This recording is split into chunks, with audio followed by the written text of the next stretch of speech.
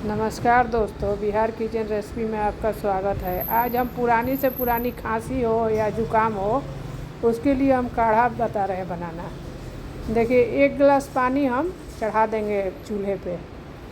उसके बाद उसमें हम तुलसी पत्ता धो के डाल देंगे, उस अदरक कूट के डाल देंगे, काली मिर्च 5 कूट के डाल देंगे और लौंग 2 या 3 कूट के डाल देंगे।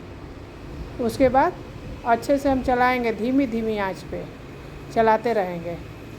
जब थोड़ा कम हो जाए, जैसे आधा हो जाए, तो उसमें हम थोड़ा सा गुड़ डाल देंगे, आधा चम्मच के करीब। उसके बाद उसको हम जब हो जाए तो छान लें अच्छे से, पीने के लिए अच्छा रहेगा।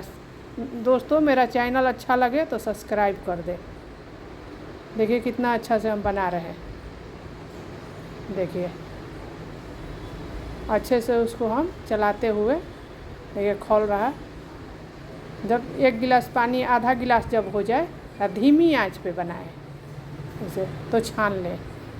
छान के और उसको हम धीरे धीरे पीते रहें। उसे